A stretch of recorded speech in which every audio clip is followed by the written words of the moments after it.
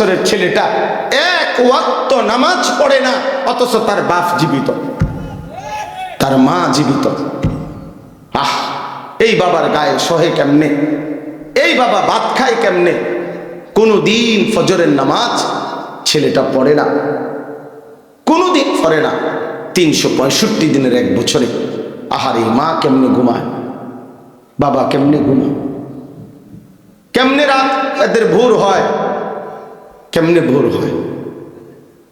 কোন বাবা যদি সন্তানের প্রতি এতটুকু মায়া থাকতো যে আমার ছেলেটা তো আগুনে জ্বলবে, জাহান্নামের আগুনে, আমি কেন তাকে ফেরাবো না? আমার জীবনের আর কি অর্থ আছে? আরে আমি কার জন্য খাট বানাই, কার জন্য ঘর করি, কার জন্য বাজার করি? এই দুশ্মনের জন্য বাজার করে লাভ কি? এই দুশ্মন তো আল্লাহর দুশ্মন, রাসূলের দুশ্মন, ইসলামের দুশ্মন, মানবতার দুশ্মন। এটা বেনামাজি আল্লাহর দুশ্মন, বেনামাজি রাসূলের দুশ্মন, বেনামাজি কোরআনের দুশ্মন, বেনামাজি ইসলামের দুশ্মন। এটা জমিনের সবচেয়ে নিকৃষ্ট, যে কপালে সেজদা নাই, হয়তো মানুষের কোনো কাতারে পড়ে না, কোনোভাবেই ওই মানুষও না, জানোয়ারও। জানেন, বেনামাজি মানুষও না, জানোয়ারও। এতে মানুষও না, ছাগলও না, গরুও না, কুকুরও না, বিড়ালও না। বলতে হেতে কিতা, হেতে হেতে কইতে পারবো, হেতে কিতা? আমি কিতে বলবো? আমি কোনটার লোক মিলাই পারি না, এটা আমার ব্যর্থতা, আমি পারি না। কেন বললাম? মানুষ তো বলে তাকে যাকে আল্লাহ তাআলা ইবাদতের জন্য বানাইছেন। কি আল্লাহ বলে নাই এ কথা? তাহলে যার দ্বারা ইবাদত হচ্ছে না সে তো মানুষ না। আবার জানোয়ার বলবেন কেমনে?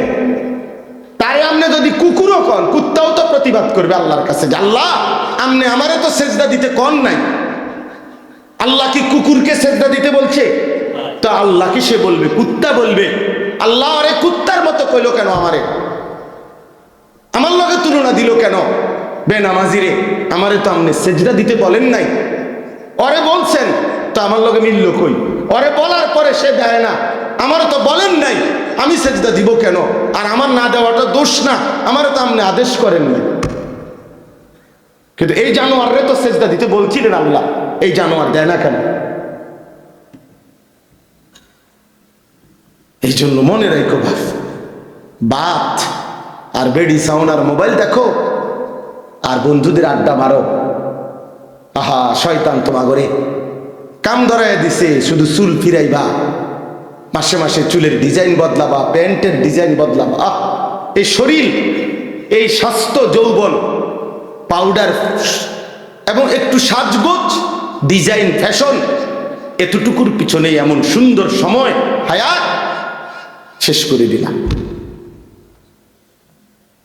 কিসের পিছনে শেষ করলা বাবা? কিসের পিছনে? প্রিয় ভাই বলো, কেউ কারো দিকে বলো না, তুমি হেতেরে কইও না। একজন আরেকজনকে বললে পারতা না, হাসি দিয়ে আমার কথা উড়াই দিও না, হাসি দিয়ে উড়াই দিও না বাপ। একদিন দেখবা, একদিন মনে রাখো এমন হবে তোমারে কেউ ডাকবে না, কেউ ডাকবে না। আজ তো কেউ বলে কম বেশ, আজ তো কিছু ওয়াজ মাহফিল হয় পৃথিবীর অগণিত দেশে, পৃথিবীর অধিকাংশ দেশেই এমন বাংলাদেশের এই সুন্দর ওয়াজ মাহফিলের এই নিজাম পৃথিবীর বহু দেশে, কোনো দেশে, অধিকাংশ দেশেই নাই। আমাদের তো তক বলার একটা কি আছে, নিজাম, সিস্টেম আছে, চলমান একটা রেওয়াজ আছে যে আমাদের দেশে এরকম সারাদিন গায়ে খাইটা মেহনত কইরাও মানুষ আবার মাগরিবের পরে রাত 12টা 1টা পর্যন্ত ওয়াজ শুনে, এর দুটো আছে এখনো। একদিন দেখবেন এটাও নেই, একদিন এটাও নেই। দুশ্মন প্রতিদিন ষড়যন্ত্র করছে কিভাবে মুসলমানের প্রজন্মকে, আলেম, ওলামা, ইসলাম, আহা, একটা এরকম অনেক ছেলে আছে জীবনে কোনোদিন কোরআন শরীফটা হাতেও ধরে নেয়, সে কইতেও পারতো না কোনোদিন এই কোরআন একটা পৃষ্ঠার মধ্যে। কিন্তু সেই ছেলেটা দেখেন কত ঘন্টা দেখেন গিয়ে মোবাইল চালাইছে, 60 বছর বয়স, 40 বছর বয়স, জীবনে কোনোদিন একটা কোরআনের পৃষ্ঠা, একটা লাইন ও সাইয়া সাইয়াও শুদ্ধ পড়তে পারে না। আহারি দুর্ভাগ্য রে। আহা, আমার খুব আশ্চর্য মনে হয়, কাঁদি যে হায় রে মুসলমান, এত বোকা কেমনে হইলা রে বাপ, কেমনে হইলা? মুসলমানের ঘরে জন্ম নিয়ে কোনোদিন আল্লাহর কোরআন পড়তেও মন চাইল না, ছুঁয়ে দেখতেও মন চাইল না। এটা কি তাবিজের কিতাব? কথা বলেন না। কোরআন শরীফ তাবিজের কিতাব। তাবিজ তো হয় দোকানের মধ্যে, হুজুরদের কাছে আইয়ে তাবিজ, হুজুর একটা তাবিজ লিখে দেন দোকানে ঝুলাইলে, যাতে বিপদ আপদ থেকে বাঁচে, বেচা কিনা ভালো হয়। তাবিজ দিত কাস্টমার বেচার মানে কামাই রয়ে, হাবড়া আমি তাবিজ দিমু, হাবড়া দোয়ানে বেচা কিনা ভালো হইবে, এরপরে এই কামাই রোজগারি দিয়া হাবড়ার বেডি বাজারে বাজারে ঘুরবে, হাবড়ার ফুতে মোবাইলে টাকা ঢুকাইয়া উলঙ্গ ছবি দেখবে, আর ওনার ঘরে রঙিন টেলিভিশনে নর্তকী নাচবে, আর আমি তাবিজ দিতাম।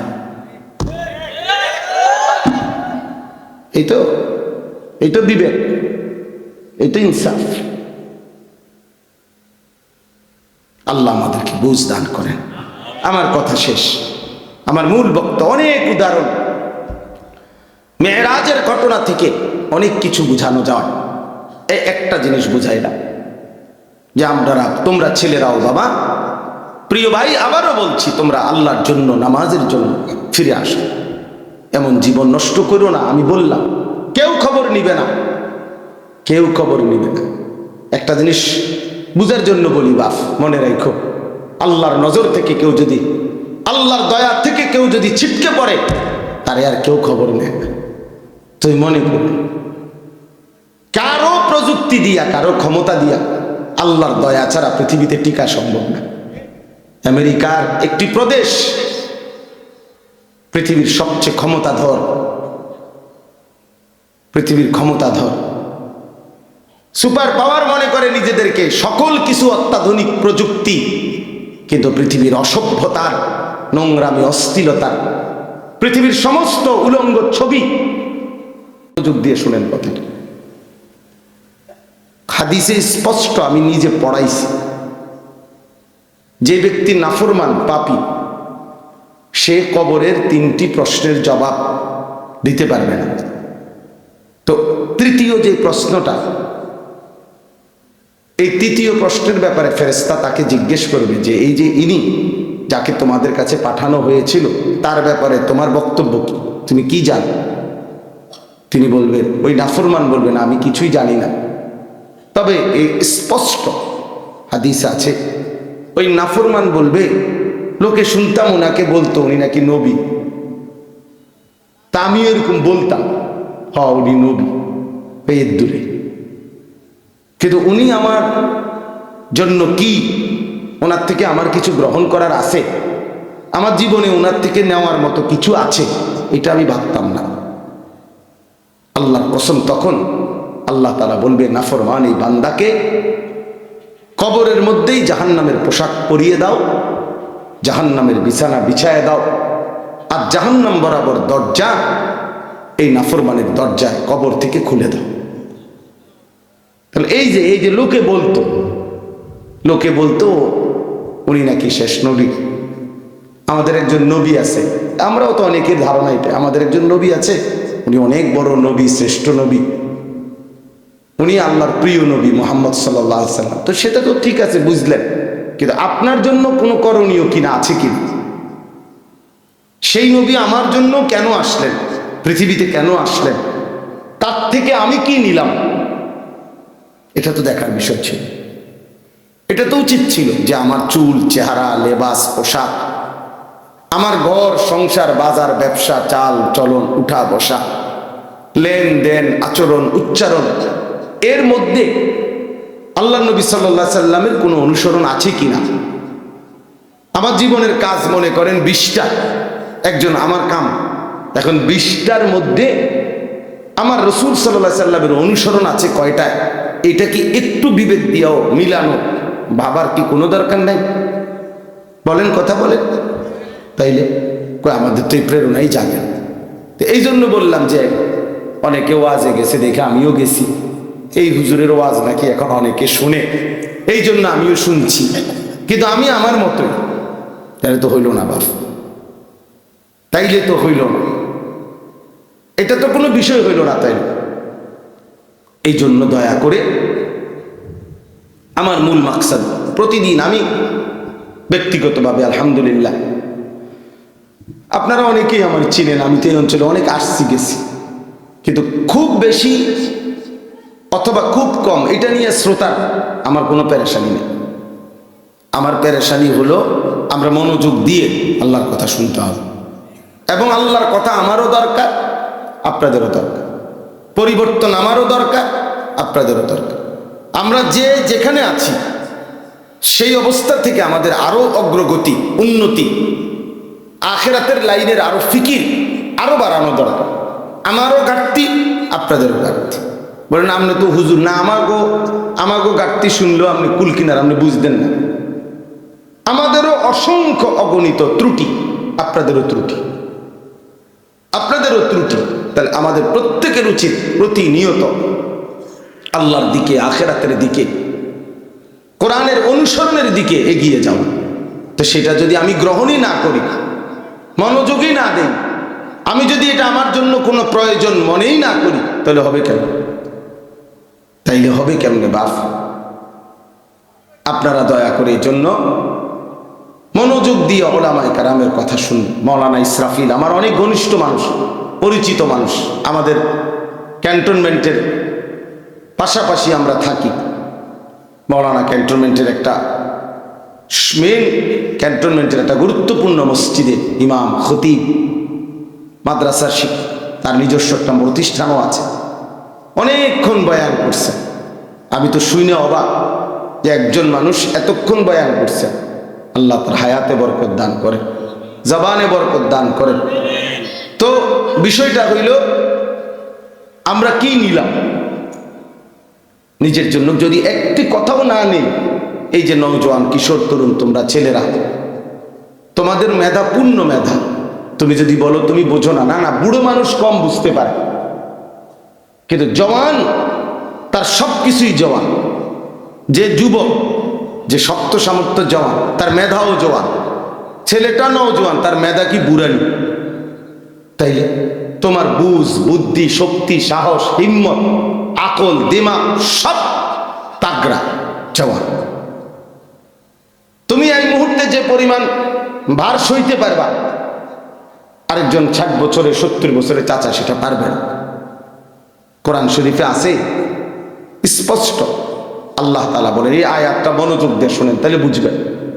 আল্লাহ তাআলা বলেন সূরা হজ, এই সূরাতে আছে, ওয়ানুকিররু ফিল আরহামি মা নাশাউ ইলা আজালিন মুসাম্মা। আল্লাহ বলেন একটি নির্দিষ্ট সময় পরিমাণ আমি মায়ের পেটে মানব সন্তানকে, বাচ্চাকে অবস্থান করি, রাখি। 9 মাস, 10 মাস, এর মধ্যে একেবারে সংখ্যা কম বেশ হয়, সবার একেবারে গুনা গুনা 9 মাস, গুনা গুনা 10 মাস না। আল্লাহই জানেন কোন বাচ্চাটা কতক্ষণ থাকবে। আল্লাহ তাআলা বলেন সুম্মা নুখরিজুকুম তিফলান, অতঃপর আমি আল্লাহই তোমাদেরকে মায়ের পেট থেকে একটি বাচ্চা, তিফল, তিফল মানে শিশু, একটা শিশু হিসাবে বের করে আনো।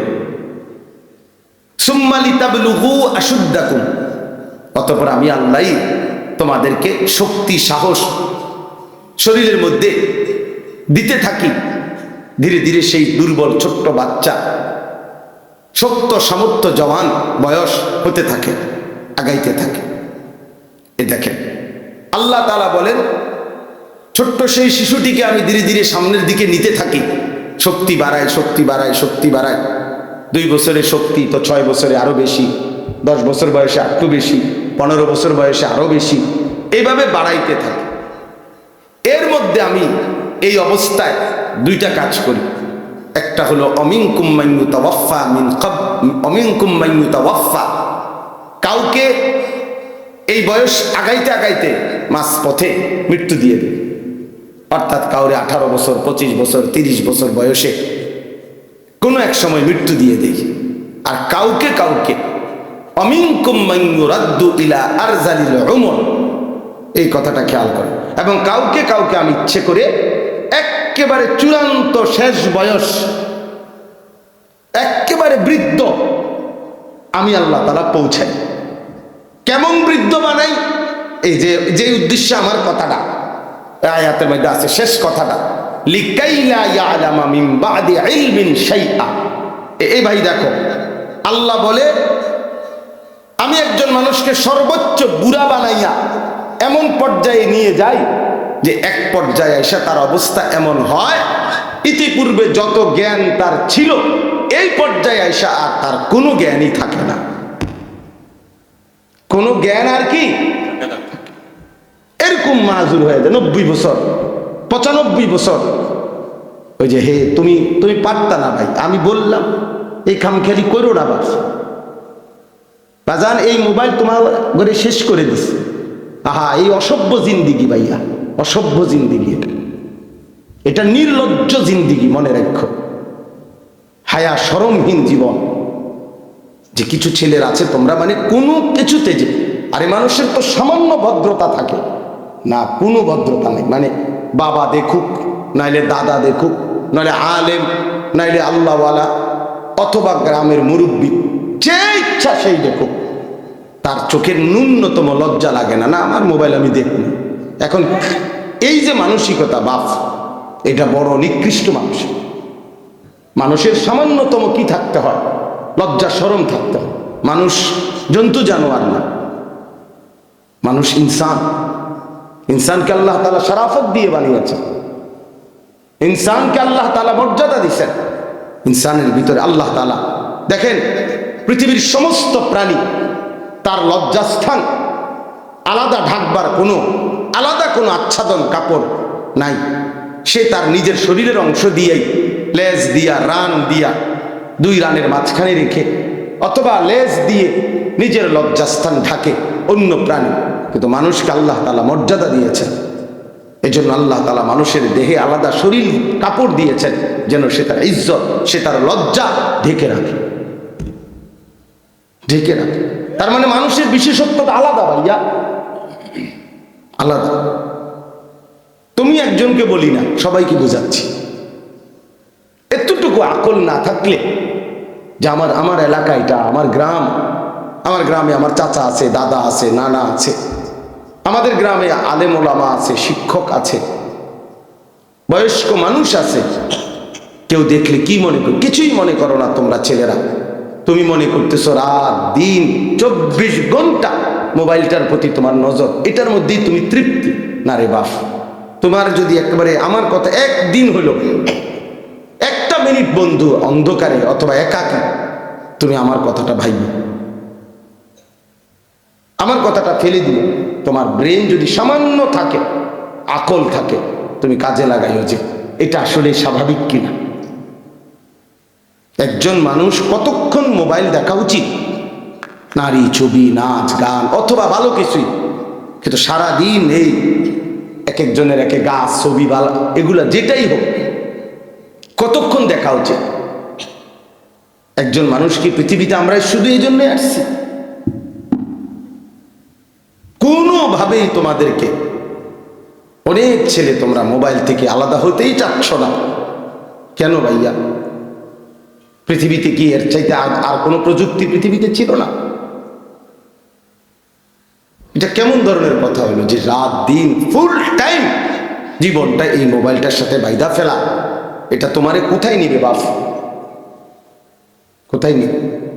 সারা জীবন ডাক্তাররা বলছে বাচ্চা যদি দৌড়ঝাঁপ না দেয়, কিছুটা খেলাধুলা না করে, তাহলে বাচ্চা শরীর স্বাভাবিক থাকে না।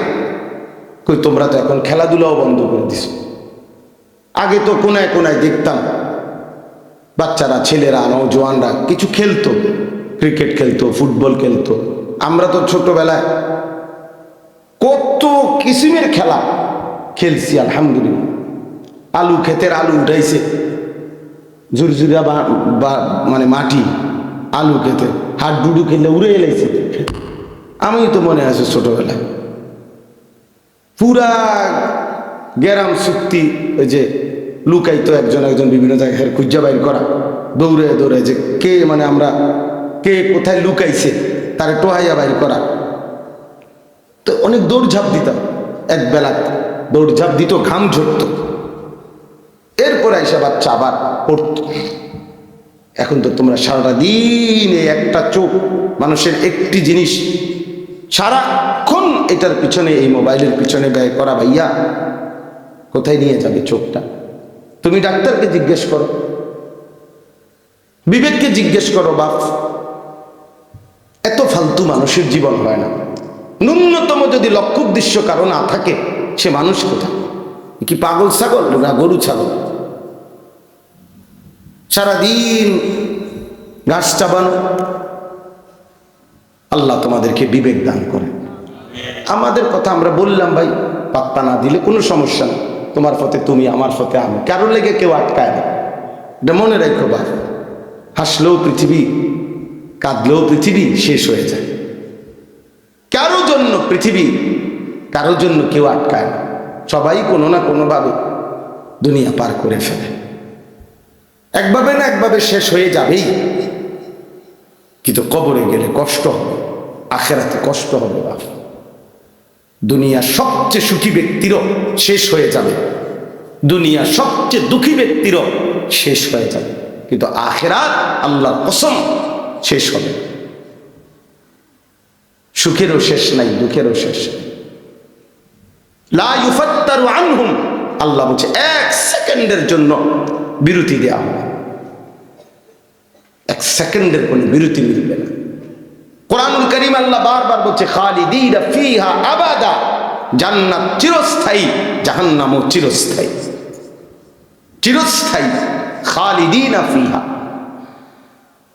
এই জন্য দোস্ত আমার, বাবা আমার, সবাই মিলে আত্মসমালোচনা, নিজের উপলব্ধি করা যায়। যাই হোক, তো আমি যে কথাটা শেষ করতেছিলাম, যে লিকাইলা ইয়ালামা মিন বাদি ইলমিন শাইআ, আল্লাহ তাআলা বলেন মানুষকে আমি বৃদ্ধ বানাইতে বানাইতে এমন বুড়া বানাই, একটা পর্যায়ে আইসা তার আর বিগত জীবনের কোনো এলেম, কোনো জ্ঞান কিচ্ছু আর থাকে না, কিচ্ছু আর থাকে না। একটা পর্যায়ে সে কিছুই বলতে পারে না। বাইচা আছে ঠিক আছে, কিন্তু কোনো সুদবোধ নাই, কিছুই নেই। এটাই জীবন। আমার আপন মা, মা আমার 70 বছরের উপরে বয়স হবে, মা আমার জীবিত আছে। আমি সেই মায়ের সন্তান। ক্লাস 4 পড়ুয়া আমার আম্মা, 4র্থ শ্রেণী পর্যন্ত পড়ছে স্কুলে ছোটবেলায়। এরপরে মার বিয়ে হয়েছে, ক্লাস 5-এ উঠছে আর মার বিয়ে হয়ে গেছে। আগের দিনে এমনই ছিল, আমাগো মা চাচিরে এমনই ছিল, কুদ্দুর কাদ্দুর পড়ছে, গেছে আইসে অল্প কুদ্দুর, একটু সাবালক হয়েছে আর বিয়ে দিয়ে আলাইছে। এই মা বিগত পুরাটা জীবন, মা আমরা 8 জন ভাই বোনকে দিন শিখাবার জন্য মার অবদান বেশি।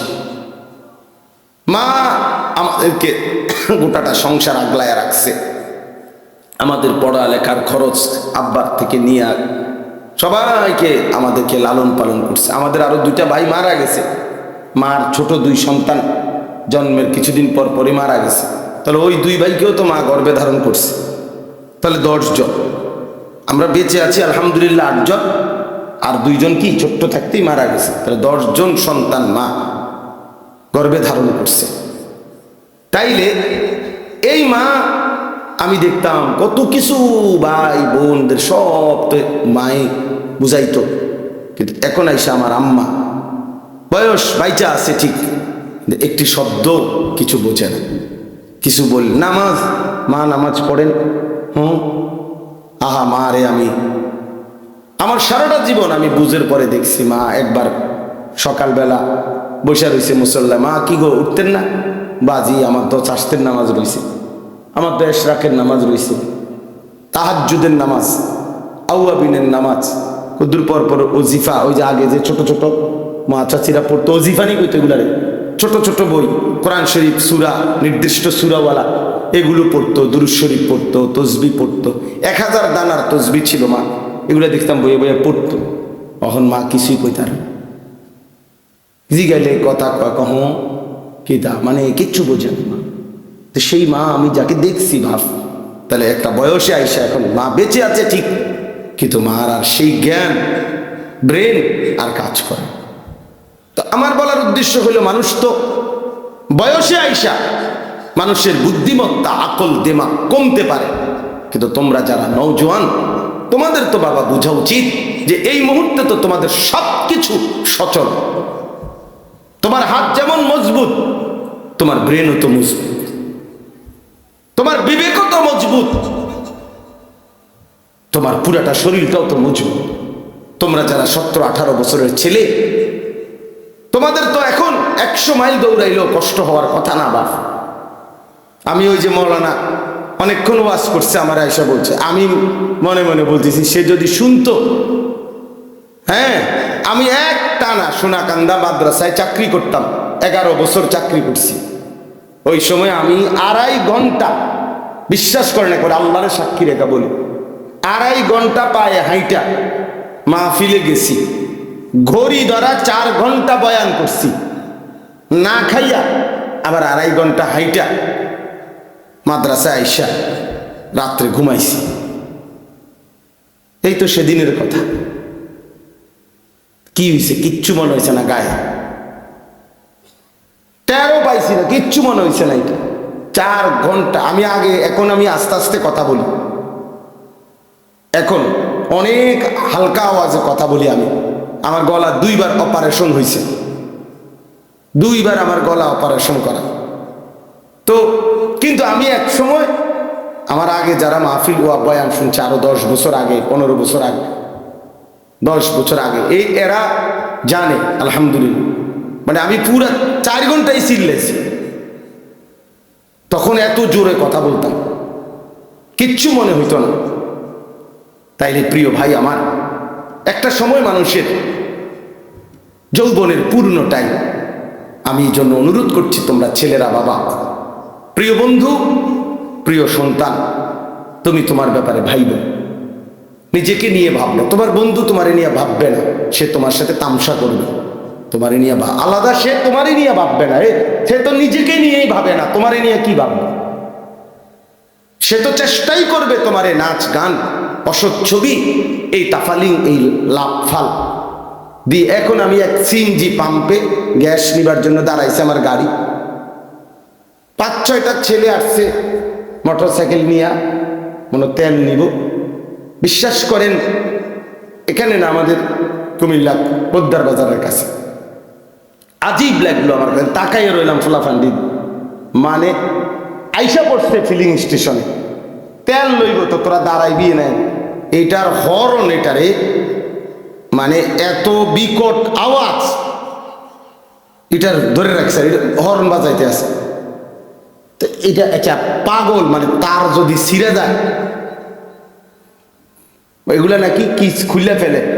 কি করলো আমারে একজনে বুঝাইলো, মানে হর্নটা এত বিকট কেন, বললো যে কি যেন এটার ভিতরে থেকে খুললে ফেললে এটার আওয়াজটা আরো বাইরে যায় আর কি।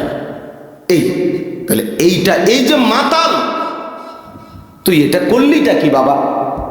এটার কি অর্থ আছে যে তুই এত জোরে এখানে হর্ন দিবার কি আছে? তুই তো দাঁড়াইছো, তুই তেল নিবা, তো তুমি এটার হর্ন, মানে এটা হের কাছে ভালো লাগতেছে, হাসের একদের থাপ্পড় মারে, ঠ্যাং দিয়ে দেখলাম লাথি মারে। বিশ্বাস কর, মানে আমার কাছে মনে হচ্ছে এটা চিড়িয়াখানার জানোয়ার, চিড়িয়াখানার জানোয়ার ছাড়া আর কিচ্ছু নাই।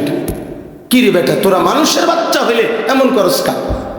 এইতে এইতে লাথি দেয়, থাপ্পড় মারে, কে হাসে, কেউ কি দেখে কিনা, আর কোনো মানুষ আছে কিনা ডানে বামে, এতটুকু আকল দেব। বাপ আমার, এটা জীবন না বাপ, এটা জিন্দেগি না, এভাবে জীবন চলে না, এটাকে সুস্থ মানুষ বলে না, এটা জীবন না। আমাদের প্রত্যেককে আল্লাহ তাআলা, আমাদের মা আছে, বাবা আছে, বংশ আছে, আমাদের ধর্ম আছে, আমাদের আল্লাহ আছে, আমাদের রসুল আছে, আমাদের কোরআন আছে, আমাদের ইসলাম আছে। আমাদের জীবন ফালতু না, আমাদেরকে আল্লাহ অনর্থক বানায় নাই। বাপ, সারা দিনে কোনো কাজ নাই, আল্লাহ নাই, রসুল নাই, নামাজ নাই, সেজদা নাই, খোদার কসম এটা মানুষের জিন্দিগি হইতে পারে না। এটা কুকুর বিড়ালের জীবন হইতে পারে, জন্তু জানোয়ারের জীবন হইতে পারে, ইনসানের জিন্দিগি, মানুষের জিন্দিগি আল্লাহ থেকে বিচ্ছিন্ন, আখিরাত থেকে বিচ্ছিন্ন যেই জীবন, এটা মানুষের জীবন নয়, জানোয়ারের জীবন, জানোয়ারের জীবন, জানোয়ারের জীবন, এটা জানোয়ারের জীবন। মনে রেখো, উড়াই দিও তুমি, কোনো সমস্যা নাই, আমি বলে গেলাম। তুমি মনে করো হাসি দিয়া উড়াই দিলে অসুবিধা নাই, সবাই বদলায় যাবে, আমরা এই আশাই বলি না। বদলাবে তো আল্লাহর ফায়সালায়, আমরা বলে থাকি। আমরা তো জানি, এটা বিশ্বাস করি, আমার কোনো যোগ্যতা না, ফায়সালা তো আসমানে। কে ফিরবে, কে বদলাবে, কার জিন্দেগি সুন্দর হবে, এটা তো আল্লাহর সিদ্ধান্ত। কিন্তু এই জীবন, মানুষের জীবন যেটা, এটা সেজদাওয়ালা জীবন, বন্দিগিওয়ালা জীবন, আখিরাতওয়ালা জীবন।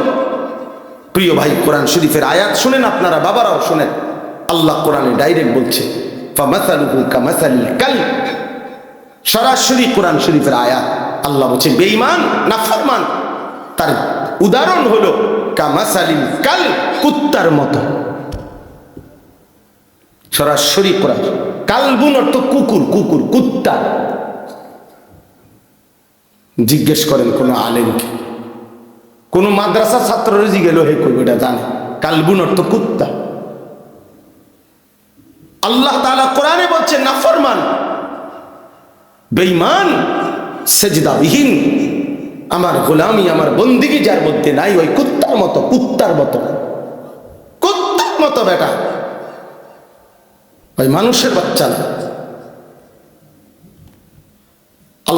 আল্লাহ কোরআনে বলছে ইন তাহমিল আলাইহি ইয়ালহাস আও তাতরুকহু ইয়ালহাস। আল্লাহ বলছে কুকুরের স্বভাব কি? আল্লাহ নিজে বলছে পাইলেও জিহ্বা লম্বা করে, না পাইলেও জিহ্বা লম্বা করে।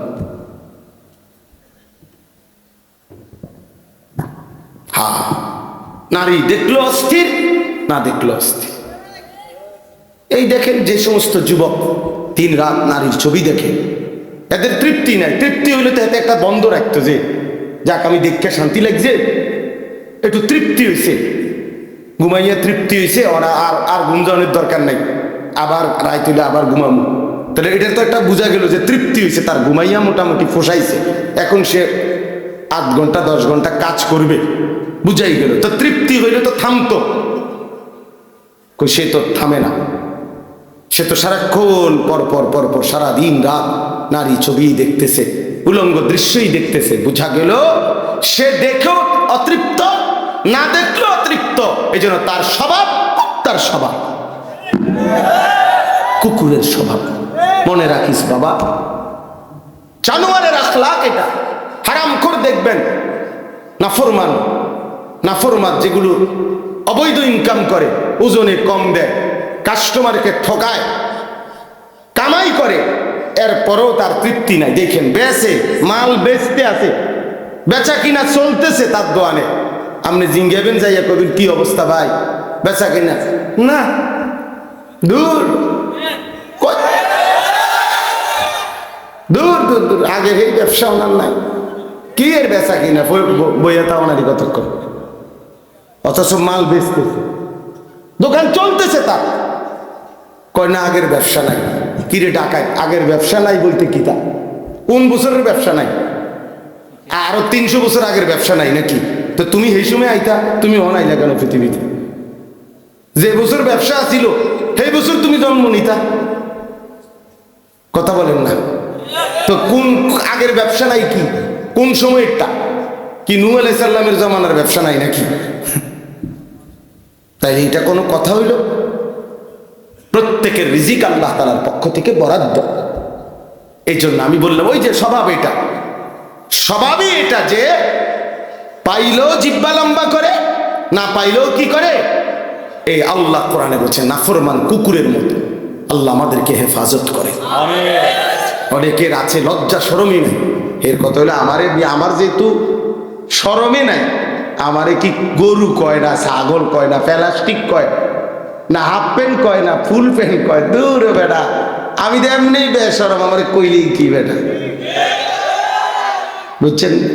কোন বেটাতে পেশা করতে বইয়া নিজে লুঙ্গি দিয়া আলগি দিয়া নিজে মুখ ডাইকা লাইছে। তার একজনে বলছে যে কিরে তুই যে কাপড় আলগি দিয়া পেশা কর, আমি তো দেখি না কেউ। তুমি না কাউরে দেখো না অপদার্থ, কিন্তু সবাই তো তোমারে দেখ, আমি তো দেখি না, বলো এই বল। এই বিষয়টা হলো এই, আমার যেহেতু কোনো লজ্জাই নাই, এবার মানুষ আমার কি মনে করে, আমার কি আসে না, কি আসে না। আহ হায় হায় হায়। এই জন্য প্রিয় বাপ, চলেন আমরা নওজোয়ান সাথী, তোমরাও বলি, আবারও বলছি তোমাদেরকে, এই কথাটাই বললাম, নিজের উপরে কদর করো বাবা, নিজের চরিত্র বড় সম্পদ। ছোটবেলায় আমরাও স্কুলে পড়ছি বাপ, প্রাইমারি স্কুলে আমরাও দাখিল পাস করছি, ছোটবেলায় শিক্ষকদের মুখেই শুনছি। ছোট্টবেলায় আমার মনে আছে, আমি স্কুল জীবনে, প্রাইমারি জীবনে শুনছি, character is lost, everything lost. যার চরিত্র নষ্ট, সব নষ্ট। আর মানি লস্ট, সামথিং লস্ট, না নাথিং লস্ট। টাকা যদি ক্ষয় হয়, নষ্ট হয়, কিছুই যায়, nothing. Health is lost, something lost. শরীর যদি কিছু নষ্ট হয়, ক্ষয় হয়, তো কিছুটা ক্ষতি। কিন্তু আখলাক চরিত্র যার নষ্ট, তার সব নষ্ট। চরিত্রহীন একেবারেই নিকৃষ্ট, একেবারেই নিকৃষ্ট। এই জন্য আমরা যদি ফিকির করি বাবা, নিজের পক্ষে, নিজের ভালো, নিজের কল্যাণ সম্ভব, আল্লাহ আমাদেরকে তৌফিক দান করেন। আল্লাহ তাআলা প্রতিটা নওজোয়ানকে কবুল করে নেন। চলেন আর অল্প একটু সময়, এবার আমি যে আয়াতটা পড়ছি এটার উপরে একটু কথা বলি। 15 নম্বর পারা, 17 নম্বর সূরা, সূরা বনী ইসরাইলের প্রথম আয়াত। এই আয়াতটা হলো মেরাজকে কেন্দ্র করে আমাদের প্রিয় নবী সাল্লাল্লাহু আলাইহি সাল্লামের জীবনের অত্যন্ত গুরুত্বপূর্ণ, মর্যাদাপূর্ণ, বৈশিষ্ট্যমণ্ডিত একটা ঘটনা। নবীজির জীবনের একটা আজিমুশান সম্মান নবীর, সেটা হলো মেরাজ। মেরাজুর রাসূল, মেরাজুন নবী সাল্লাল্লাহু আলাইহি ওয়াসাল্লাম। রাসূলুল্লাহ সাল্লাল্লাহু আলাইহি ওয়াসাল্লামকে আল্লাহ তাআলা নবুয়তের সময়ে জমিন থেকে 7 আসমানের ঊর্ধ্বে, কোটি কোটি গুণ ঊর্ধ্বে আল্লাহ তাআলা তার মহান আরশে আজিমের মধ্যে মেহমান করে নিয়েছিলেন। সেখানে আল্লাহ তাআলা নবীজির সাথে সাক্ষাৎ করেছেন, কথাবার্তা বলছেন, হাদিয়া দিয়েছেন। সচক্ষে নবী আল্লাহকে সচক্ষে দেখছেন, আবার দুনিয়ার জমিনে ফেরত আসছেন। এই ঘটনাটাকেই বলা হয় কি? মেরাজ। মানে আমি সংক্ষেপে বললাম আর এটাকে কি বলে? মেরাজ বলে। এটা আমাদের নবী সাল্লাল্লাহু আলাইহি সাল্লামের জীবনের আশ্চর্যতম, অবাক করা, বিস্ময়কর ঘটনা। এই ঘটনাটা আল্লাহ তাআলা এই আয়াতের মধ্যে এই ঘটনার প্রথম অংশ তুলে ধরছেন। এই ঘটনাটা নবীজি সাল্লাল্লাহু আলাইহি সাল্লামের দুই ভাবে হয়েছে। একটা হলো জমিন থেকে জমিন, আরেকটা হলো জমিন থেকে আসমান ঊর্ধ্বে। প্রথম জিবরাইল আইসা বোরাক, একটি জান্নাতি বাহন, ওটার মধ্যে চড়াইয়া আল্লাহ নবী সাল্লাল্লাহু আলাইহি সাল্লামকে মক্কার জমিন থেকে, কাবা ঘরের কাছ থেকে মসজিদে আকসা, যেটা বর্তমান ফিলিস্তিনে বাইতুল মুকাদ্দাস, এই যেটাকে জেরুজালেম, ইসরায়েলরা ওই ইহুদি কুত্তারা যে জায়গাটা দখল করে রাখছে, মুসলমানদের প্রথম কিবলা মসজিদে আকসা, অত্যন্ত বরকতময় জমিন। এই বরকতময় ভূমি, মসজিদ, ওইখান পর্যন্ত প্রথম জিবরাইল নবীজিকে নিয়ে গেছে। তাহলে মক্কার জমিন থেকে ওই বাইতুল মুকাদ্দাসের জমিন মসজিদে আকসা, মানে মসজিদে হারাম থেকে মসজিদে আকসা। আমরা অনেকেই আলহামদুলিল্লাহ কাবা ঘর সবাই যাওয়ার তৌফিক না হলেও দেখছি। তো এই কাবা ঘর যে ছবিতে দেখছি, কালো গিলাফের যে কাবা ঘর, এই কাবা ঘরের চারদিকে গোলাকার, চারিদিকে মিলাইয়া মসজিদ আছে। এই মসজিদটারই বলে মসজিদে হারাম, অর্থ সম্মানিত মসজিদ। এটা এই মসজিদে হারাম মানে কাবা ঘরের এই সীমানা থেকে ওই মসজিদে আকসা পর্যন্ত আল্লাহ নবী সাল্লাল্লাহু আলাইহি সাল্লামকে জিবরাইল নিয়ে গেছেন। তাহলে জমিন থেকে জমিন, মসজিদ থেকে মসজিদ, কই থেকে কই, মসজিদ থেকে মসজিদ, অথবা জমিন থেকে কি জমিন। এটা হলো এই ভ্রমণের প্রথম অংশ মেরাজের। আর ওইখান থেকে মসজিদে আকসা থেকে দুইটা বর্ণনা, একটা হলো বোরাক উপরে উঠছে, আরেকটা হলো আসমান থেকে সিঁড়ি নামাইছে আল্লাহ কুদরতি ভাবে, ওই সিঁড়ির উপর দিয়া বোরাক সিঁড়ি বাইয়া আসমানে উঠছে। তো আল্লাহ তাআলা কুদরতি ভাবে নবী সাল্লাল্লাহু আলাইহি সাল্লামকে সশরীরে জিব্রাইলের মাধ্যমে আসমানে নিয়ে গেছেন। প্রথম আসমান, দ্বিতীয় আসমান, এভাবে 7 আসমান পার করছেন। প্রত্যেক আসমানে অগণিত ফেরেশতাদের সাথে দেখা হয়েছে, বিভিন্ন নবী রাসূলদের সাথেও আমাদের নবী সাল্লাল্লাহু আলাইহি সাল্লামের সাক্ষাৎ হয়েছে। 7 আসমান পার করে এরপরে আল্লাহ তাআলা সিদরাতুল মুনতাহার ওইদিকে আলাদা আরেকটি বাহন পাঠাইয়া এরপরে নবীজি সাল্লাল্লাহু আলাইহি সাল্লামকে আরশ আজিমের মেহমান বানাইছেন। যেখানে নিয়ে গেছেন সর্বশেষ, সেখানে ইতিপূর্ব কেউ আর যায় নাই, আগামীর কিয়ামত পর্যন্ত আর কেউ যাবে না। তিনি একজনই ওই মর্যাদা পেয়েছেন, আল্লাহ তাআলা তাকে নিয়েছেন, তিনি একজনই, তিনি আমাদের রাসূল মুহাম্মদুর রাসূল সাল্লাল্লাহু আলাইহি ওয়াসাল্লাম। আল্লাহ তাআলা সর্বোচ্চ মর্যাদায়, আল্লাহর সৃষ্টির সর্বোচ্চ মাকামে আল্লাহ তাআলা নবীজিকে তুলেছেন। আরশে আজিমের উপরে নিয়ে আল্লাহ তাআলা নবী সাল্লাল্লাহু আলাইহি সাল্লামকে বুঝাইছেন যে বন্ধু, এবার শুধু আপনি সিরিয়ালটা বোঝেন, যে দেখেন এখন উপরে, আপনার উপরে আসি শুধু আমি আল্লাহ, এরপরে আপনি, এরপরে আমার গোটা সৃষ্টি আপনার কদমের নিচে, আরশে আজিমটাও আপনার কদমের নিচে। তাইলে এখন এবার স্তর বুঝতে কোন, প্রথমে আমি আল্লাহ, তারপরে আপনি রাসূলুল্লাহ, তারপরে গোটা সৃষ্টি। এই মর্যাদার হিসাব। সর্বোচ্চ প্রথম মর্যাদাবান মহান আল্লাহ, আল্লাহর পরে রাসূলুল্লাহ, এরপরে বাকি, এরপরে বাকি। এই জায়গায় নিয়ে গেছেন। কেন নিয়ে গেছেন তো সেটা আমি বলতেছি। আগে ঘটনার যে প্রথম অংশ, অর্থাৎ জমিন থেকে জমিন, মসজিদ থেকে মসজিদ, এই কথাটা আল্লাহ এখানে বলছেন। সুবহানাল্লাযী আসরা, পবিত্রময় সত্তা সেই মহান আল্লাহ, বড় বেশি পবিত্রতম, যিনি তার বান্দা প্রিয় রাসূলকে নিয়ে গেছেন রাত্রিবেলা, মিনাল মসজিদিল হারামি ইলাল মসজিদিল আকসা, মসজিদে হারাম থেকে মসজিদে আকসা পর্যন্ত। কোন মসজিদ? মসজিদে আকসা। আল্লাহ বলেন আল্লাযী বারাকনা হাওলাহু, যেই মসজিদ, মসজিদে আকসা যার চতুর্দিকে আমি আল্লাহ রেখেছি অগণিত বরকত। লিনুরিয়াহু মিন আয়াতিনা, এক কথায় আল্লাহ উত্তর দিছে যে যদি বলো বান্দা আপনি আপনার রাসূলকে কেন মেরাজ করাইলেন, কেন করাইলেন আপনি, তো আল্লাহ তাআলা নিজেই উত্তর দিছেন লিনুরিয়াহু মিন আয়াতিনা, আমি আল্লাহ তাআলার অসংখ্য অগণিত কুদরতের কোটি কোটি নিদর্শন জমিনে আসমানে আরশ পর্যন্ত আমার সমস্ত কুদরতের নিদর্শন বন্ধুকে সচক্ষে দেখাবার জন্য আমি নিয়ে গেছি।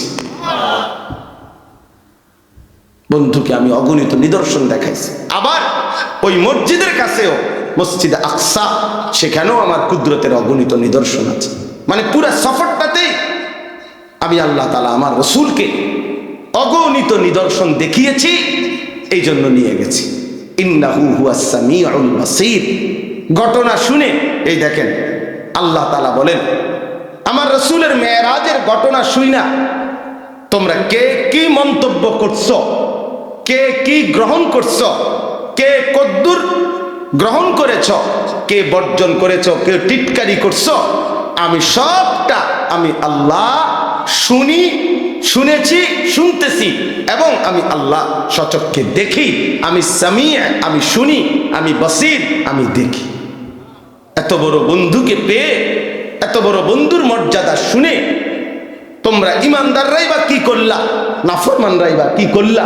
আমি এটা শুনতেছি, আমি এটা দেখতেছি, দেখতেছি। অতএব প্রিয় বন্ধু, এবার শুনেন, পুরা লম্বা কাহিনী বলা আমার পক্ষে সম্ভব না এত রাত। আপনাদের ইমাম সাহেবরা নিজ নিজ মসজিদের মধ্যে এটা বলে, মোটামুটি এটা নিয়ে আলোচনা হয়। আমি ঘটনা পুরা শুনাইতে চাচ্ছি না, আমি শুধু 2-3টা ছোট্ট ছোট্ট কথা মেয়েরাজের ঘটনার থেকে বলতে চাই। 1 নম্বর কথা হলো, রাসূলুল্লাহ সাল্লাল্লাহু আলাইহি সাল্লামকে আল্লাহ তাআলা এই মেরাজে কখন নিলেন? নবী সাল্লাল্লাহু আলাইহি সাল্লাম যখন আল্লাহর দ্বীন প্রচারের জন্য, দাওয়াতের জন্য মানুষের কাছে কালেমার দাওয়াত পৌঁছাইতে গিয়ে জুলুম, নির্যাতন, বেইজ্জতি, অপমান এর চূড়ান্ত অপমানের শিকার হইছেন, জুলুমের শিকার হইছেন, এরপরে আল্লাহ তাআলা নবীকে তার সর্বোচ্চ মেহমান বানিয়ে মেরাজে নিয়ে গেছে। নবী সাল্লাল্লাহু আলাইহি সাল্লাম 10 বছর মক্কায় কালেমার দাওয়াত দিয়েছেন। প্রতিদিন মক্কার কাফের কুরাইশরা দিবানিশি বিরোধিতা করছে, জুলুম করছে, নির্যাতন করছে, শারীরিক মানসিক সর্বদিকে নবীর শরীরেও আঘাত করছে, মানসিকভাবে গালি গালাজ মন্দ সন্দ বলতো। নবীজি সাল্লাল্লাহু আলাইহি সাল্লাম কষ্ট পাইতেন, কখনো বলতো পাগল, গণক, জাদুকর ইত্যাদি ইত্যাদি। আল্লাহ নবী সাল্লাল্লাহু আলাইহি সাল্লাম একদিনের জন্য কারো বিরোধিতায়, কারো জুলুমে, নির্যাতনে, শত্রুতায় আল্লাহ নবী তার কালেমার দাওয়াত বন্ধ করে নাই, বন্ধ করে না। 10 বছর পরে নবীজির বয়স হয়েছে 50, মানে 40 বছর বয়সে শুরু হয়েছে। তাহলে আরো 10 বছর যদি মানুষকে আল্লাহর দিকে ডাকে তো কয় বছর হইল? 50। আর নবুয়তের বছর কত? 10। নবুয়তের সময় পার হইল কত? দাওয়াতের টাইম গেল কয় বছর? 10 বছর। এই 10 বছর পরে নবীজির বয়স যখন 50, তখন নবীজির 2 জন ঘনিষ্ঠ মানুষ ইন্তেকাল করছে। একজন চাচা আবু তালেব, আরেকজন নবীজির স্ত্রী আম্মা জান খাদিজা রাদিয়াল্লাহু তাআলা আনহা। খুব কাছাকাছি, 1 সপ্তাহের ব্যবধান, 5 থেকে 7 দিনের ব্যবধানে চাচাও মারা গেছেন, স্ত্রীও মারা গেছে, ইন্তেকাল করছে। নবী সাল্লাল্লাহু আলাইহি সাল্লামের উপরে মক্কার কাফেররা এই ঘটনার পরে, উনাদের 2 জনের ইন্তেকালের পরে এবার জুলুমের মাত্রা আরো বাড়ায় দিছে। আমি খুব দ্রুত বলতেছি সংক্ষেপে। নবী সাল্লাল্লাহু আলাইহি সাল্লাম তখন এই মক্কা ছেড়ে, মক্কা থেকে পার্শ্ববর্তী তায়েফ, এই 10তম বছরের পরে 11তম বছরে নবীজি তায়েফ গেছেন। তায়েফে কালেমার দাওয়াত দিছেন দীর্ঘ 1.5 মাস পর্যন্ত, কিন্তু একটি লোক তায়েফের কালেমা গ্রহণ করেন, নবীজির কথাটাকে গ্রহণ করেন, বরঞ্চ সবাই দূর দূর করে তাড়ায় দিছে। এমনকি এই তায়েফের সর্দাররা তাদের ছেলেদেরকে, কিশোর ছেলেদেরকে লাগায় দিছে, এই লোকটা পাগল, নাউজুবিল্লাহ, যত মারো পাথর মেরে তারে বের করে দেবে। আল্লাহ নবী সাল্লাল্লাহু আলাইহি সাল্লামকে তায়েফের বাচ্চারা অজরে পাথর মারছে, সারা দেহ নবী সাল্লাল্লাহু আলাইহি সাল্লামের রক্ত ঝরছে। নবীজির সাথে যে সাহাবী ছিলেন, নবীজির পালক পুত্র যায়েদ ইবনে হারেসা, তিনি বলেন, আল্লাহর কসম, সেদিন তায়েফের রক্তে নবীজির পায়ের জুতা পা মোবারকের সাথে এইভাবে লাইগা গেছে, আমি যায়েদ কোনোভাবেই জুতা মোবারক খুলতে পারতেছি না, এত রক্ত ঝরছে নবীজি। রাত্রিবেলা নবী সাল্লাল্লাহু আলাইহি সাল্লাম একটা আঙ্গুরের বাগানে তায়েফ থেকে ফিরে এই রক্ত মাখা শরীর নিয়ে আশ্রয় নিয়েছে। রাত গভীরে আল্লাহ নবী, আমরা কিতাবে পড়ছি, নবী সাল্লাল্লাহু আলাইহি সাল্লাম বড় খুব কাঁদছেন রাত্রে, ওই রাত্রে ভীষণ কাঁদছেন নবীজি, আল্লাহর কাছে কাইন্দা দোয়া করছে। মাওলা, লম্বা একটা দোয়া আছে হাদিসে, আমরা পড়ছি এটা। এই দোয়ার মধ্যে নবী অনেকগুলো আবেগে বলছে আল্লাহর কাছে, আল্লাহ আপনি আমারে কেমন উম্মত দিলেন, আমি তাদেরকে আপনার দিকে ডাকলাম, তারা বিনিময়ে আমাকে এইভাবে পাথর মারল। আপনি আমারে কেমন শত্রুর কাছে দিলেন, আপনি আমারে কেমন অপরিচিত মানুষের কাছে দিলেন, যারা তাদের নবীকে এক বিন্দু কদর করল না, এভাবে পাথর মারল। এইভাবে অনেক মনের আবেগে আল্লাহর কাছে অনেক কথা বলে, দেখেন একটা কথা ওই হাদিসে আছে, ওই দোয়ার মধ্যে নবী একটা কথা বলছে, তবে আল্লাহ মনের কষ্ট যাই তা বললাম, তবে আমার একটাই কথা, যদি আপনি আসমানওয়ালা মালিক আমার, আপনি যদি ইনলাম তাকুন আলাইয়া গাদাবুন ফালা উবালি, এই মাওলা, যদি আপনি আমার উপরে নারাজ না হন, আপনি যদি বলেন আপনি আমার উপরে অসন্তুষ্ট হন নাই, আপনি খুশি আছেন, তো আল্লাহ কসম ফালা উবালি, আমি কোনো পরোয়া করি না, আমার কোনো চিন্তা করি না, আপনি রাজি থাকলেই আমার চলবে।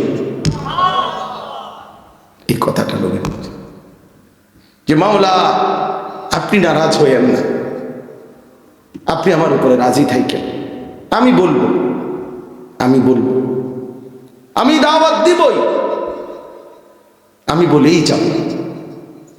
তো আল্লাহ নবী সাল্লাল্লাহু আলাইহি ওয়াসাল্লাম মক্কায় ফিরে আসছে।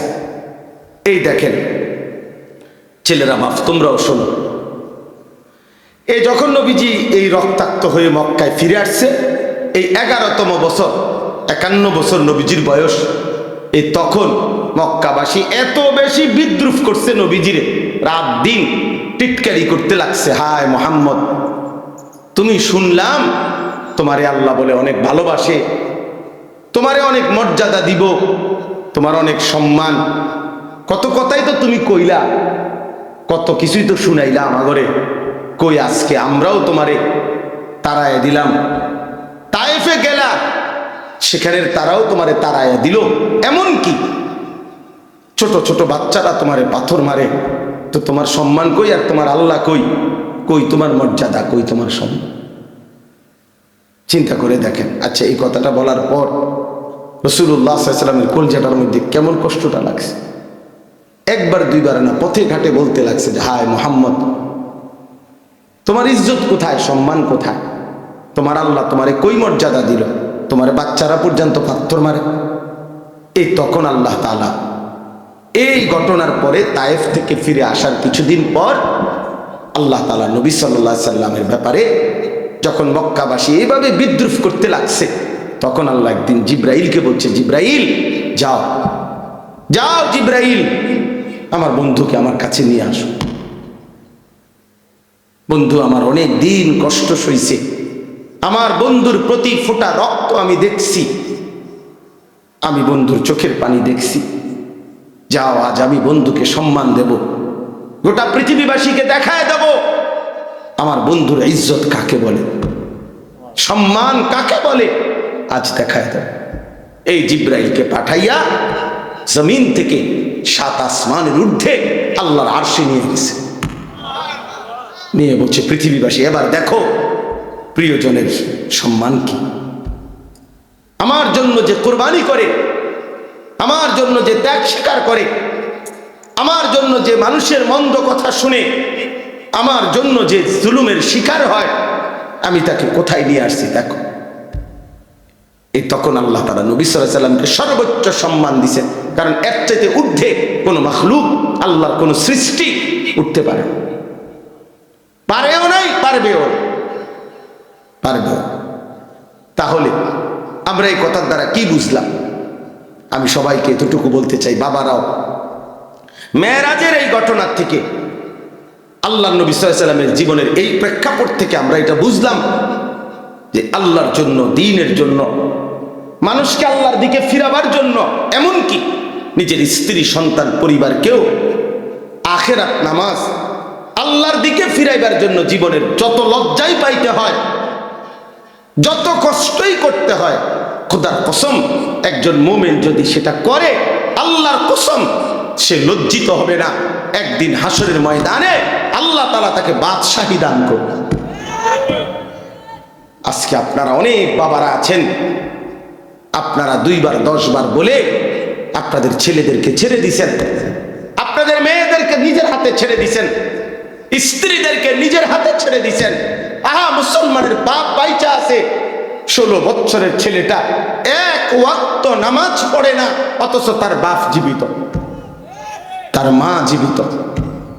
আহ, এই বাবার গায়ে সহে কেমনে, এই বাবা ভাত খায় কেমনে?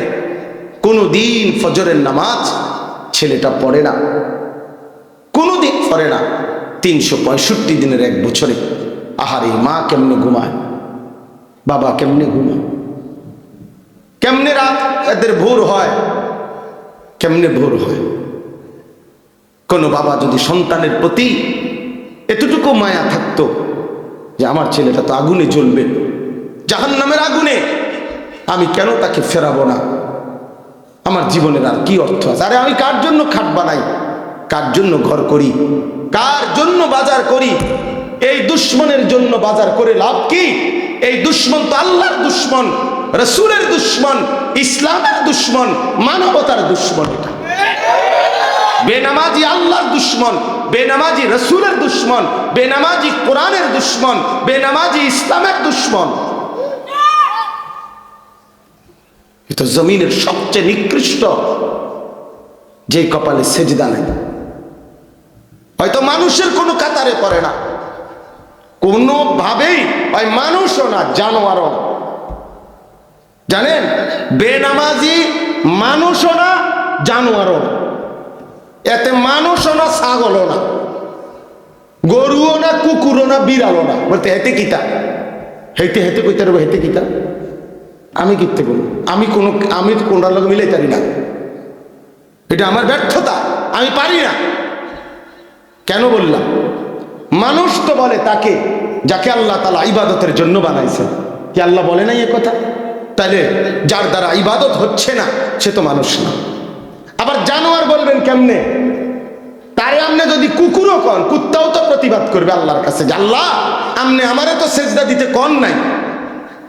আল্লাহ কি কুকুরকে সেজদা দিতে বলছে? তো আল্লাহকে সে বলবে, কুত্তা বলবে আল্লাহ আরে কুত্তার মতো কইলো কেন আমারে, আমার লগে তুলনা দিল কেন?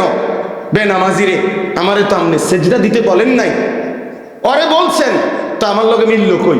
ওরে বলার পরে সে দেয় না, আমারও তো বলেন নাই, আমি সেজদা দিব কেন? আর আমার না দেওয়াটা দোষ না, আমারও তো আপনি আদেশ করেন নাই।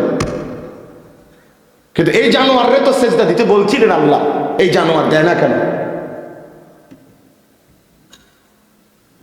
এই জন্য মনে রাখো বাত আর বেডি সাউন্ড আর মোবাইল দেখো আর বন্ধুদের আড্ডা মারো, আহা শয়তান তোমাগরে কাম ধরায় দিছে, শুধু চুল ফিরাইবা, মাসে মাসে চুলের ডিজাইন বদলাবা, প্যান্টের ডিজাইন বদলাবা।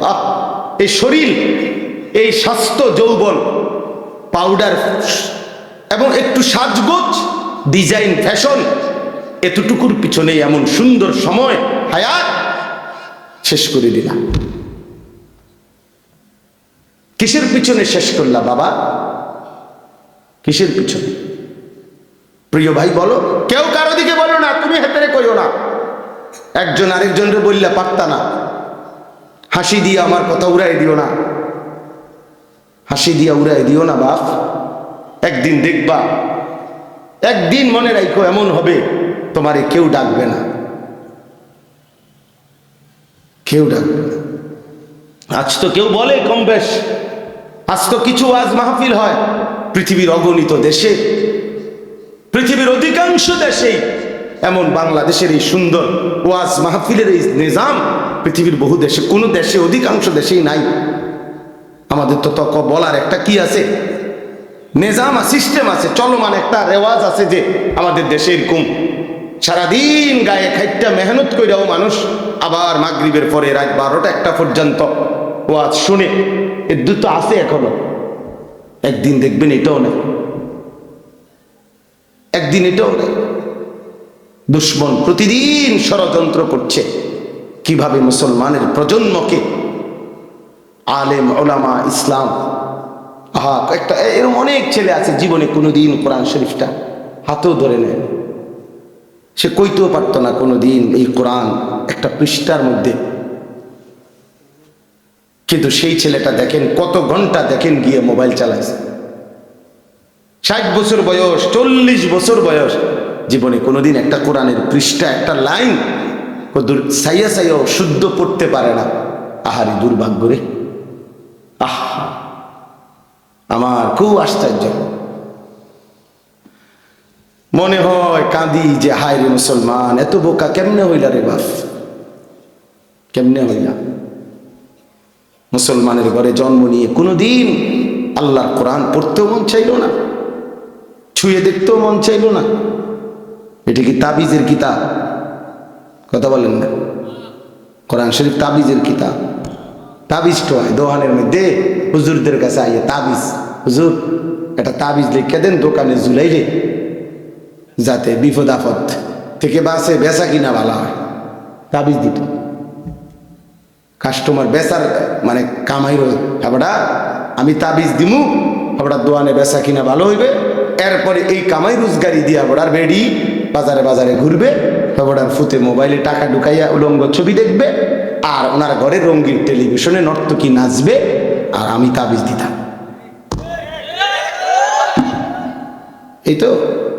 এই তো বিবেক, এই তো ইনসাফ। আল্লাহ আমাদেরকে বুঝ দান করেন।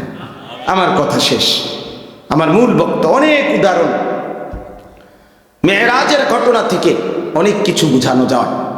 এই একটা জিনিস বুঝাইলাম যে তোমরা ছেলেরাও বাবা, প্রিয় ভাই, আবারও বলছি, তোমরা আল্লাহর জন্য নামাজের জন্য ফিরে আসো, এমন জীবন নষ্ট করো না। আমি বললাম কেউ খবর নিবে না, কেউ খবর নিবে না।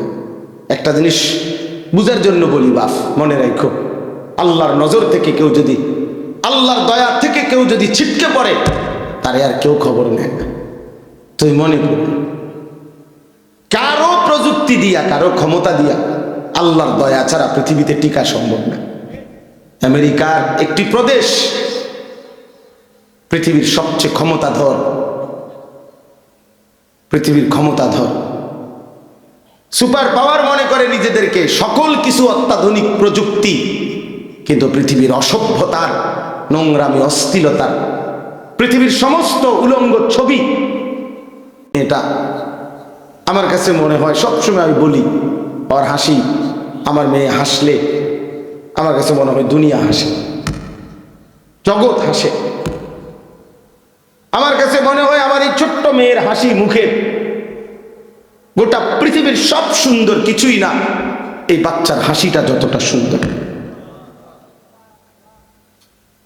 তাহলে এক বাচ্চা, এক স্বামী স্ত্রী, এক পবিত্র বন্ধন বাবা, এর বরকতি আলাদা। তুমি কেন নারী দেখা, ছবি দেখা নষ্ট হয়ে যাবে? আমার বললাম, আমি এই 17, 18, 16 বছর বয়সে বাবা আরো নাদুস নুদুস চেহারা, সুরত, গাল, চোখ, মুখ আরো নাদুস নুদুস, আরো হৃষ্টপুষ্ট হওয়ার কথা। কিন্তু এখন তোমাদের অধিকাংশ ছেলের চেহারা, চোখ, গাল, মুখ ভিতরে ঢুকা।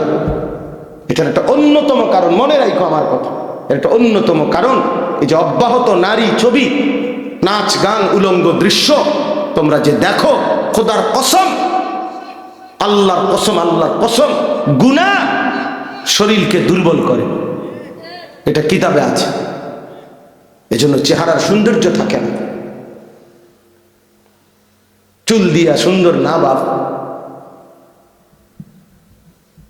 দয়া করে এই জন্য ভালো হোক, সুন্দর হোক, আখলাক সুন্দর কর। আল্লাহ তাআলা আমাদের প্রতিটা ছেলেকে কবুল করে নেন। আমিন।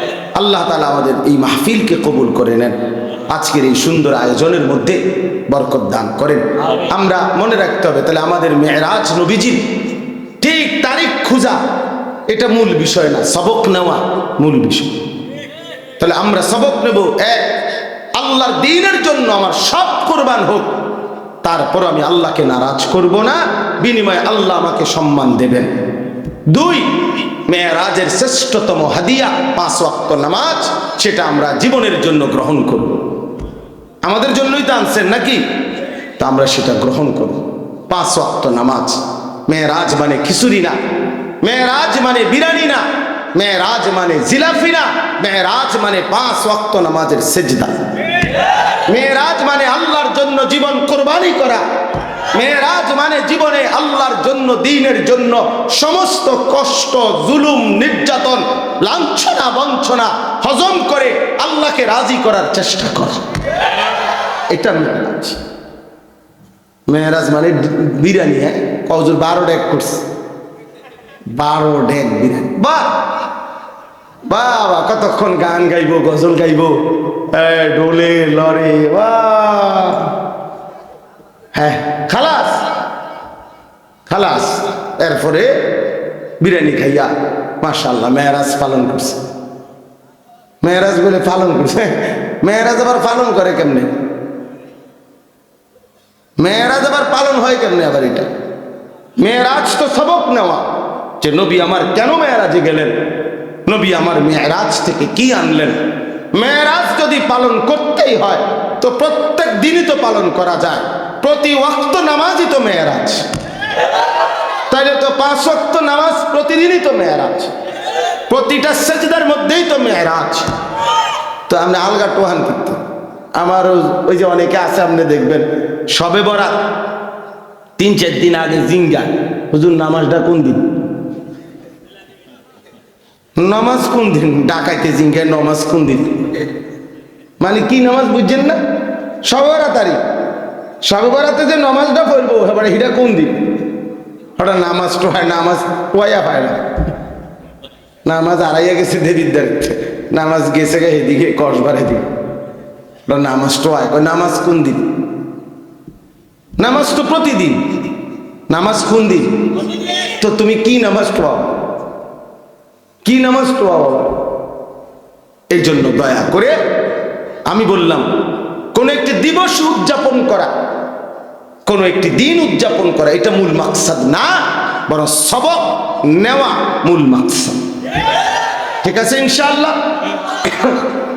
নওজোয়ান রাগ হইও না, যখন যারে যে ধমক দিছি তোমার ভালোর জন্য বলছি, তুমি ভালো হইলে আমারও লাভ তোমারও লাভ, তুমি সেজদা দিলে আমারও সওয়াব তোমারও সওয়াব, তোমরা আগাইলে ইনশাআল্লাহ ইসলাম আগাবে, আগামী দিনে ইসলামের পতাকা উড়বে ইনশাআল্লাহ।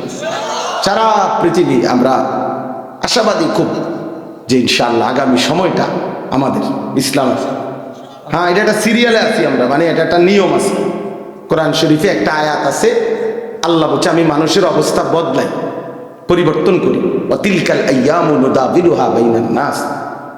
এই জন্য মানুষ সবসময় হাসে না, সবসময় কাঁদে না, মানুষ সবসময় সুখে থাকে না, সবসময় দুঃখেও থাকে না, মানুষ সবসময় অসুস্থ থাকে না, সবসময় সুস্থও থাকে না, ঠিক না? অবস্থা কি হয়? পরিবর্তন। মুসলমানদের অবস্থা একসময় পৃথিবীব্যাপী মুসলমানদের বাদশাহী ছিল, খেলাফত, আজকে 100 বছরের বেশি হয়ে গেছে মুসলমানদের খেলাফত নাই। মুসলমান আমরা আজকে 100 বছরের বেশি নির্যাতিত, মজলুম, সারা পৃথিবীতে জুলুমের শিকার। তো কাজেই আল্লাহ বলছে আমি মানুষের অবস্থা বদলাই। তাহলে এইবার এটা প্রমাণ করে ওলামায়ে কেরাম বলতেছেন যে এবার আল্লাহর সিদ্ধান্ত তো নতুন আসবে, পরিবর্তন হবে অবস্থা। তাহলে এক সময় আমাদের হাতে রাজত্ব ছিল, মাঝখানে অনেক দিন আমরা রাজত্ব হারা, ঘর হারা, আমরা মজলুম, জুলুমের শিকার, নির্যাতনের শিকার, জমিনে ইমানদারের রক্তে জমিন ভাসছে বহুদিন। ইনশাআল্লাহ এইবার সিরিয়ালে নতুন করে আল্লাহর সিদ্ধান্ত যেদিনে আসে সেদিনই ইসলামের বিজয় হবে, মনে রেখো। এটা সিরিয়ালে আছি আমরা এখন, আমরা এখন সিরিয়ালে, বিজয়ের সিরিয়ালে, আলহামদুলিল্লাহ আমরা এখন বিজয়ের সিরিয়ালে আছি। এই জন্য সিরিয়ায় ইমানদারের বিজয় হয়েছে, আফগানিস্তানে ইমানদারের বিজয় হয়েছে, হয়েছে না? আরো ইনশাআল্লাহ, আরো ফিলিস্তিনে একদিন ঘুম থেকে জায়গা তোমরা শুনবা ইসরায়েলের কুত্তারা নাই, ইসরায়েলের কুত্তারা নাই, শুইনো ফিলিস্তিনের বিজয় হবে একদিন ইনশাআল্লাহ। সারা পৃথিবীতে ইমানের বিজয় হবে। সেদিন তুমি আফসোস করবা, হায় চরিত্র কেন নষ্ট করবে, আখলাক কেন নষ্ট করবে। আল্লাহ আমাদের সকলকে ইমান আমলের দৌলত দান করেন। আলহামদুলিল্লাহ রাব্বিল আলামিন। আল্লাহুম্মা আনতাস সালাম ওয়া মিনকাস সালাম, তাবারাকতা ইয়া দাল জালালি ওয়াল ইকরাম। মাওলায়ে কারীম আপনি মাফ করে দেন, রব্বে করিম আপনি মাফ করে দেন, মেহেরবান মাওলা আপনি মাফ করে দেন, আয় আল্লাহ আপনি মাফ করে দেন। রাত গভীরে ফোটা ফোটা কুয়াশা পড়ছে, ঠান্ডার মধ্যেই আপনার কথা শুনেছিলাম। আল্লাহ আপনি আমাদের আখিরাত সুন্দর করে দেন, পেছনের জিন্দেগির সমস্ত গুনাহ মাফ করে দেন। আল্লাহ আমার এই জওয়ান যুবক ছেলেগুলোকে, কিশোর তরুণ নওজওয়ানদেরকে নামাজি বানিয়ে দেন, চরিত্রবান বানিয়ে দেন, উত্তম আখলাকওয়ালা বানিয়ে দেন। আগামীর ইসলামের জন্য এদেরকে কবুল করে নেন। আগামীর কালেমার পতাকা উড়াবার জন্য, মাহাদির পক্ষে লড়বার জন্য এদেরকে কবুল করে নেন। আমার বাবা চাচাদেরকে আরো বেশি নেক আমলের তৌফিক দান করে সমস্ত কবরবাসীদেরকে মাফ করে দেন। কিয়ামত পর্যন্ত কবরের আযাব মাফ করে দেন। কবরগুলোকে জান্নাতের টুকরা বানিয়ে দেন। মা বোনদেরকে পর্দা পশিদা দান করেন। অসুস্থ বিমারি যারা শিফা করে দেন।